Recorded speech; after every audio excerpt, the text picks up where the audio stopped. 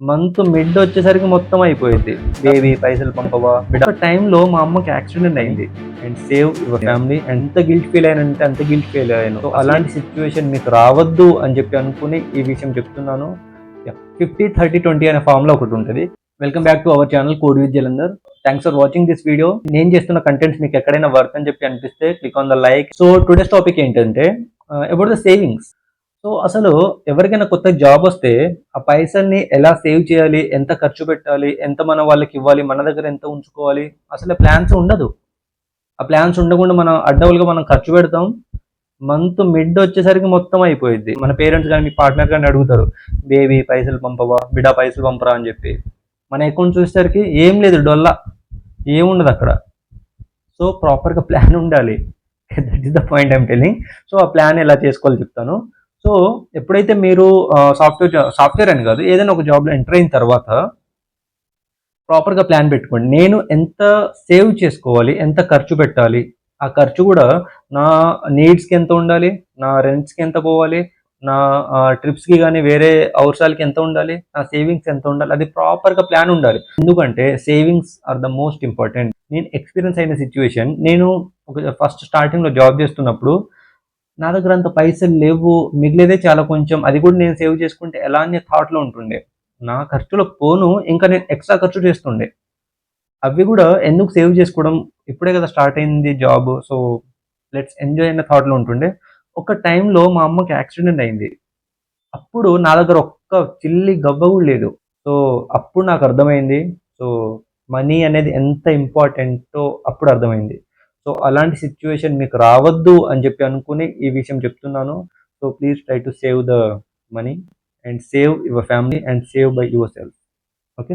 So అప్పుడు ఆ టైంలో నేను ఎలా సేఫ్ అయ్యానంటే, మా అమ్మ తనకు వస్తున్న దాంట్లో తను కొంచెం సేవ్ చేసుకున్నారు. సో ఆ సేవింగ్స్ తోటే తనకు ట్రీట్మెంట్ చేయించాను, కానీ నా ఒక్క రూపాయి కూడా నేను యూజ్ చేయలేదు. నేను ఎంత గిల్ట్ ఫీల్ అయ్యానంటే అంత గిల్ట్ ఫీల్ అయ్యాను. అసలు నేను జాబ్ చేసి ఎందుకు. సో అప్పుడు నేను రియలైజ్ అయ్యి అప్పటి నుంచి నేను సేవింగ్స్ స్టార్ట్ చేశాను.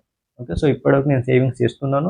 సో మీరు కూడా చేయండి. ఎందుకంటే మీకు అసలు ఈ లైఫ్లో ఎప్పుడు ఎవరికి ఏ ఆపద వస్తుందో తెలియదు. సడన్గా ఏదన్నా అవ్వచ్చు, మనకి ఏదన్నా అవ్వచ్చు, అవ్వద్దు, మన పేరెంట్స్కి ఏదైనా అవ్వచ్చు, ఏదైనా జరగచ్చు. అప్పుడు మన దగ్గర cash is the important. Without cash మనం ఏం చేయలేము. వాళ్ళని మనం సేవ్ చేసుకోలేము, ఫ్యామిలీని మనం ప్రొటెక్ట్ చేసుకోలేము. సో ఎవరికి ఏం జరగద్దు. సో జీతం వచ్చాక మొదట సేవ్ చేసుకోవాలి, కానీ ఖర్చు చేయొద్దు. ఫస్ట్ మీ సేవింగ్స్ పక్కన పెట్టాలి, ఉన్న దాని నుంచి ఖర్చు చేసుకోవాలి.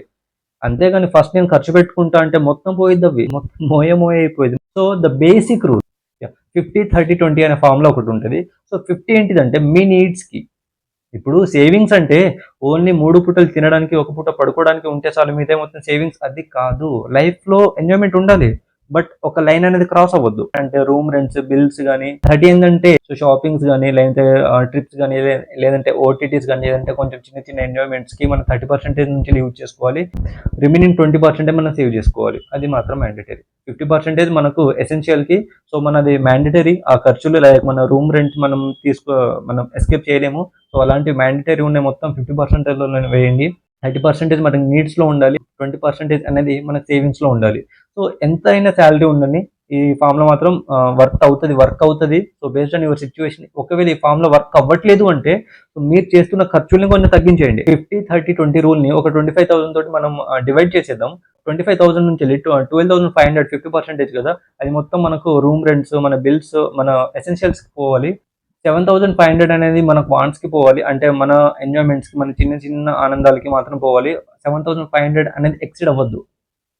ఒకవేళ అందులో నుంచి మిగిలిపోయాయంటే సేవింగ్ చేసుకోండి కదా, బెటర్ కదా. అది రిమైనింగ్ 5,000 చాలా చిన్న అమౌంట్, దాన్ని అయినా ఎట్లీస్ట్ సేవ్ చేసుకోండి. సో నేను సేవింగ్స్ ఎక్కడ చేయాలి సార్ నేను. సో చాలా ఆప్షన్స్ ఉంటాయి మనకు. బ్యాంక్స్లో ఆర్డీస్ ఉంటాయి, ఎఫ్డీస్ ఉంటాయి, అండ్ మ్యూచువల్ ఫండ్స్ అంటే ఎస్ఐపీస్ ఉంటాయి మనకు. పోస్ట్ ఆఫీస్లో కొన్ని స్కీమ్స్ ఉంటాయి, ఆ స్కీమ్స్ గురించి తెలుసుకొని వాటిలో సేవ్ చేసుకోండి. These are the things about the savings. So please try to share with your friends, juniors and seniors. So do support. So I need the support from you. Please to watch, like, share, subscribe. ఎందుకంటే మీరు ప్రతి ఒక్క subscribe and ప్రతి ఒక్క comment, ప్రతి ఒక్క like నాకు చాలా అంటే చాలా మోటివేషన్గా ఉంటుంది. Please try to share with your friends, juniors and seniors also. Do subscribe. Thank you so much for your support.